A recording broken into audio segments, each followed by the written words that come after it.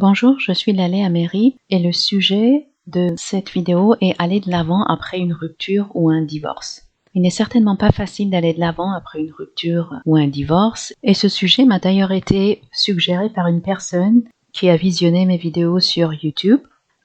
Elle a partagé qu'elle devait prendre une décision pour un divorce, elle se sentait bloquée et incapable d'aller de l'avant. Elle disait qu'à 52 ans, elle avait du mal à se projeter dans le futur et elle se disait qu'elle était trop vieille. Elle pense que la transition est en général plus difficile pour les femmes que pour les hommes et elle m'a demandé si j'avais des conseils à ce propos.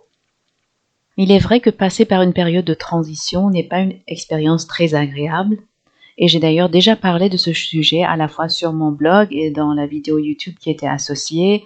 Pourquoi les changements et les transitions sont si difficiles. J'ai d'ailleurs mis le lien vers cette vidéo dans la partie description de cette vidéo que vous êtes en train d'écouter. Et si vous êtes sur le blog, vous avez le lien directement pour pouvoir visionner cette vidéo en cliquant directement sur le lien.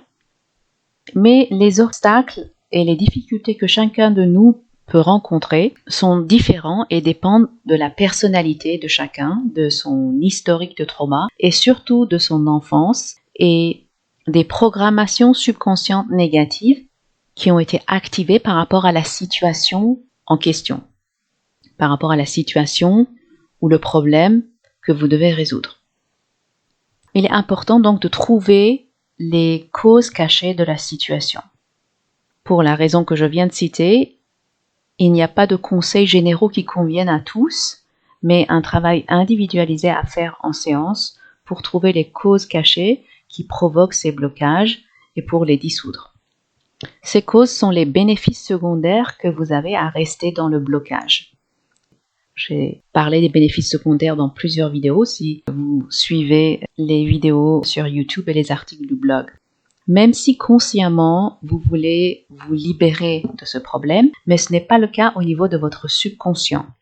Il y a un conflit entre ce que vous voulez faire consciemment et ce que votre subconscient pense que vous devez faire, pense qu'il est bon de faire, parce que le subconscient résonne à partir de ce qui est la sécurité et la survie.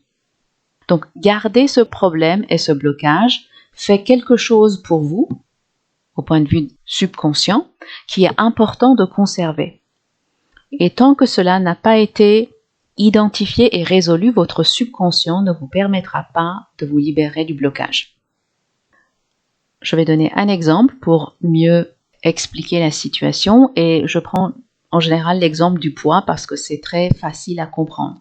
Donc je peux citer le cas d'une jeune femme qui veut se débarrasser de ses 30 kilos en trop, mais qui, une fois qu'on a commencé à travailler ensemble, se rend compte qu'il ne peut absolument pas supporter d'attirer le regard des hommes sur elle une fois qu'elle sera mince. Cela serait trop insupportable pour elle et à ses yeux, la souffrance d'être mince et attirante pour les hommes serait 100 fois pire que la souffrance qu'elle est en train d'endurer actuellement, la souffrance d'être obèse. Ceci est le regard de son subconscient, et tant que ce regard n'a pas changé, elle ne pourra malheureusement pas mincir. Son subconscient fera tout ce qu'il pourra pour saboter ses efforts. C'est important donc de résoudre, d'éliminer ce conflit qu'il y a entre ce qu'elle veut consciemment, je vais être mince, et ce que son subconscient pense qu'il faut avoir parce que c'est sécurisant. C'est plus sécurisant d'avoir 30 kilos en trop parce que comme ça, les hommes ne vont pas trop nous regarder. On ne va pas être l'objet de désir. Alors que si on perd les 30 kilos en trop, ça va être très dangereux et on ne sait pas comment gérer la situation. Tant que son subconscient aura ce point de vue, le problème ne pourra pas être réglé. Donc c'est important d'identifier ces bénéfices secondaires et de les résoudre, enlever le conflit. Ce regard est la conséquence des traumas qu'elle a vécus en rapport avec les hommes et la sexualité, et elle en a tiré un certain nombre de conclusions négatives de ces traumas. Il est nécessaire de trouver ces conclusions négatives et de les dissoudre, car elles proviennent toutes d'une perception déformée par les traumas qu'elle a vécus. C'est-à-dire qu'à cause de la souffrance que ces traumas ont causée, sa perception de la réalité devient faussée et elle déduit ses conclusions à partir de cette perception faussée, déformée. Ce n'est que dans ce cas qu'elle pourra envisager sa vie avec un corps mince, tout en se sentant en sécurité avec les hommes et avec l'attraction sexuelle. Donc la question qu'il va falloir vous poser est: quel est le bénéfice de rester bloqué ainsi et de ne pas pouvoir prendre de décision? Cela va vous donner une indication des vraies causes qui vous gardent dans cette situation.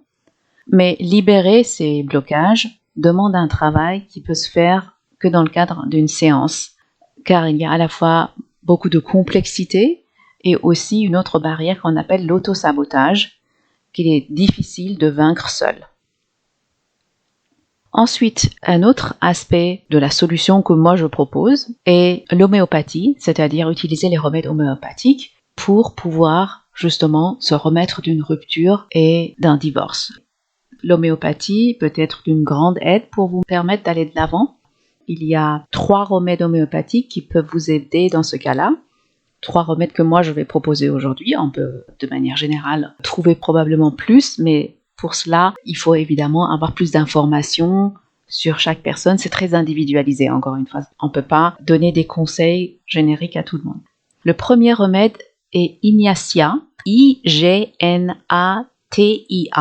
Ignatia, la dilution conseillée c'est 30 CH, le format est en tube granule. Et Ignatia convient en cas de chagrin et de tristesse, de manière générale, et notamment du chagrin d'amour. Surtout juste après une rupture, une séparation, surtout si cela vous fait beaucoup pleurer. La tendance à pleurer est assez marquée chez la personne qui a besoin d'Ignatia. Il faut prendre 3 granules à chaque fois et renouveler au besoin, à la demande en fait. Le deuxième remède est Natrum muriaticum ou Natrum mur. Les pharmaciens utilisent Natrum mur comme diminutif. Donc N-A-T-R-U-M et plus loin mur, M-U-R. Natrum mur, la dilution conseillée est 30 CH et le format toujours tube granule. Vous prenez un tube granule. La dose recommandée est de 3 granules à chaque utilisation et Natrum mur est utile en cas de tristesse quand le trauma qui a causé ces tristesses est plus ancien. Donc c'est un remède qui convient après les premiers stades de la séparation, notamment quand il peut y avoir un peu de colère et une blessure plus profonde et plus rentrée. Natrum mur est un peu à l'opposé d'Ignatia. La personne qui a besoin de ce remède, en général, ne peut pas pleurer. Et c'est pour ça que sa blessure est plus rentrée, elle est plus profonde. Comme je l'ai expliqué, la dose est à chaque fois de 3 granules et vous pouvez renouveler au besoin. Chaque fois, c'est à la demande. Le troisième et dernier remède que je peux vous conseiller est utile de manière générale. C'est pas nécessairement lié à la séparation amoureuse. C'est un remède qui convient en cas d'anxiété et de stress, surtout l'anxiété d'anticipation. Si vous anticipez quelque chose que vous devez faire et ça vous stresse, ça génère un stress important, vous pouvez prendre ce remède. Il s'agit de Gelsemium. Donc Gelsemium, ça s'écrit G-E-L-S-E-M-I-U-M. Gelsemium. La dilution est toujours 30 CH et le format est tube granule. Vous allez prendre un tube granule en pharmacie et la dose recommandée c'est de 3 granules.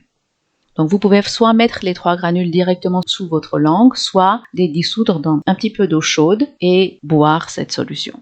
Gelsemium peut aussi aider s'il y a un effet de choc. Le choc d'une mauvaise nouvelle aussi qui vous a bouleversé et qui a provoqué une anxiété qui persiste en arrière-plan de votre esprit.